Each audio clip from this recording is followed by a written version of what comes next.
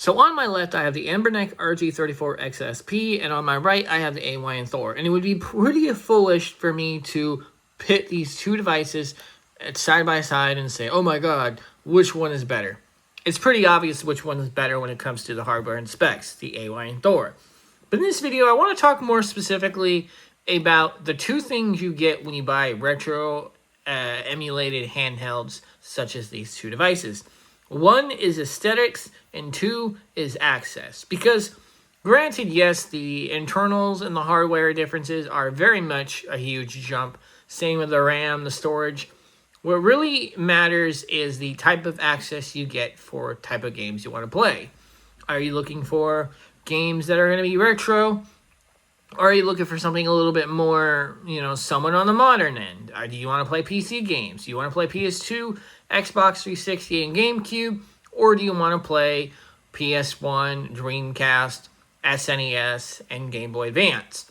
And the reason I think that it's very important to bring this up is because depending on the type of games you want to play, it will determine whether or not you should spend the extra money on an AYN Thor, or are you better off getting something that's a little bit more portable and a little bit more, I want to say, toy level and compact, like the Anbernic RG34XXSP.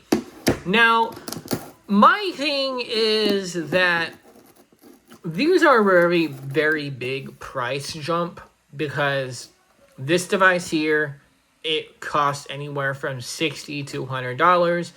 It's plug and play. It has pretty much got a lot of games kind of loaded on here, even though you can load your own.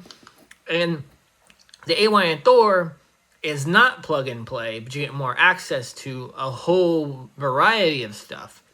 And to kind of sum it up, if you are somebody who's looking to play PS1, Dreamcast, and everything before that, and you have no interest in playing PS2, GameCube, or other types of PC emulated devices, or even experimenting with Android, then you don't necessarily need to spend the $200, $300 that this device can offer.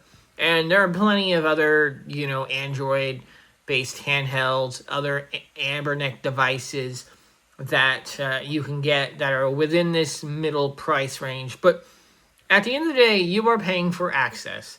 So first off, we're going to set aside, and I'm going to show you guys the Anbernic RG34XP to kind of show you guys what exactly do you get with this thing, and where does the limitations start hitting its limits. So from here, to get right into it, you're going to get access to basically be able to play PSP, PS1, all these arcade classics. You're going to get Capcom's arcade classics. You're going to be able to do Game Gear. You're going to be able to do PCE. You're going to be able to do Sega 32XX. You're going to be able to basically do SNES. And then if you jump onto the Retro Arch side, you're going to have access to N64, Open Bore. I forgot what Open Bore stands for, but I think it's like a if I'm correct, these are like ported games over. And then you're gonna get Dreamcast, Atari, Atomic Wave, and pretty much that's where you're gonna start hitting your limits. And what I find with this type of device is it handles Dreamcast pretty well. So let me go to a Dreamcast game. Let's jump to Dreamcast. I'm going to jump into Phantasy Star Online version 2. One of my most favorite games of the Dreamcast era. So you're going to get that. You're going to go into save states, because I have a save state here. And then you can instantly load your save state and start playing. Now, this system is very much plug and play, I will say right off the bat. Now, every game on Dreamcast isn't going to run perfectly well, but you're going to get most, if not a full Dreamcast library working on this. Other games that I have tested out was Sonic Adventure, Shenmue, and just a whole bunch. Where this device, I think, really starts to show its limitations is when you look into PlayStation 1 games. No, I'm sorry, not PlayStation 1. PSP games is where it shows its limits. Because PS1 runs well, even though it's not, it's not the best optimal solution to play PS1 games. You can play PS1 games. So, when you buy something like this for the aesthetics, there's always an intention for why you're buying a device like this. Anbernic has so many different handheld devices at this point that I've lost count. They have a RGDS. They have an RG Vita, which is supposed to look like the PS Vita. A lot of Anbernic's devices have been a hit or miss. And then as you go through it, you're either paying for the aesthetics, like I said, or you're paying for the access. And in order to get any sort of access with any of these systems, if you really wanted to start hitting GameCube and PS2, or even Wii or any of the higher emulation devices out there, you're going to need to get a device that is capable of doing Android, because this is running a version of Linux. I don't know the exact version of Linux this is running, but if you go into the settings and you look at system informations, you can kind of see that this is running like some sort of kernel, like AYN H700 Linux 4.916, and you're only getting like 2 gigabytes of RAM on this thing. But if you're somebody that just wants to play Game Boy Advance, PS1, maybe a little bit of PSP games, and Dreamcast and everything beforehand, this device, I want to say, will totally do it. Can you get a different one that has different aesthetics and has a little bit better ergonomics? Yes, you can probably get one of the other RG devices that Anbernic has. But this one is particularly famous because it has the aspect ratio that matches Game Boy Advance. So Game Boy Advance games work perfectly. So this, I would say, if you're looking for something that has 2 SD card slots, a headphone jack, very simplistic. You have a micro HDMI jack on this, so you can actually use accessories and plug this up to your display. This being $60 to $100, absolutely a fantastic little handheld at the price point. And being able to launch that much stuff, yeah. Now, we're 8 minutes in. Let's talk about the AYN Thor, because this thing is a beast on its own. And this thing is a completely different level of playing field. Your access goes from PlayStation 1 Dreamcast all the way up to some Nintendo Switch games and PC. And depending on the model you get, and this is where I really want to emphasize why the so-called paying for access is such a huge important point of this, is the Rainbow Max model. If you don't want to spend as much money for a handheld as this, because this one after taxes is about $490, $500. You can pick the one up that's more $200 to $300 range, and you get slightly less access with slightly less storage and RAM, but you're still looking at something that can play vastly quite a bit.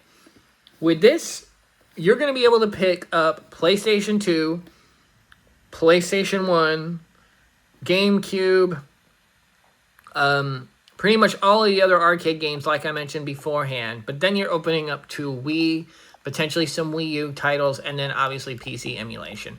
And not to mention, you're getting some pretty good emulation. You're getting some very good emulators that the Anbernic device is going to be limited to, because this is using RetroArch, and this is going to be limited to whatever cores that are available for this device. But over here, you could turn around and pick up a PS1 game and upscale this to 1080p. So I can load up a game like Driver, and then you can pretty much play it and then right off the bat, you're getting a really good resolution out of this game. The catch-22 is when you have something like this, this isn't plug and play. This is a device that is very much going to be something that you're going to have to set up right when you get it.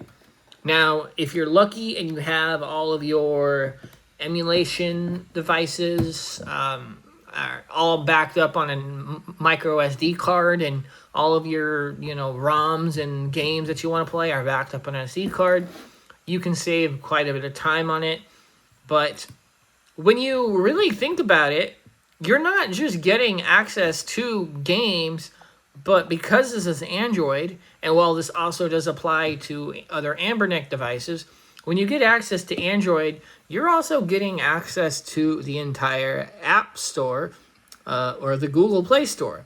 So if you wanted to, by some crazy chance, wanted to load up YouTube, you wanted to load up CapCut and edit a video, you can do that. You can upload InShot, you can do Streamlabs, you can pretty much play Android games. You aren't really it becomes to a point where if you want an Android device and you wanted to get something that is very much top of the line and you wanted to play everything on it, then this is definitely going to be what you would most likely get. Now, I didn't want to really make this video as a way of saying, oh, these are gonna be the devices you compare upon, but it's hard not to kind of compare both of these handhelds when one is going to do everything much better. But if you were just looking for access, you don't need to spend $500 on a AYN Thor. You don't need to spend, this type of money. You can actually pick up something that's maybe $100 to $200 less.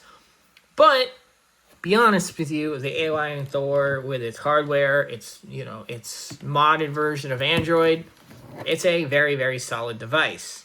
Now you get a USB-C, you get one SD card slot, a headphone jack, and then obviously you get all your buttons and triggers back here. You're getting a slightly, better ergonomic experience with more games. Now, I didn't want to really spend this video talking about video games or the type of games and going back and forth, because that would just be a whole nother topic on its own. I just wanted to kind of really just get this out of the way as to what is it you get when you actually invest in any of these type of handhelds. And I just feel like after having this one for about a year and a half and then having this one for 3 weeks, I actually could kind of see how both of these devices could live next to each other and have their own type of different gaming experience for me if by some chance I didn't want to run everything on this. But if you do have something like this, do you really need to go back to something like this?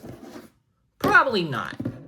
Probably not. Like, this will basically be a very good, suitable device for your overall gaming needs, and you can pretty much play DS and 3DS games. The extra screen is usually why people buy the AYN Thor.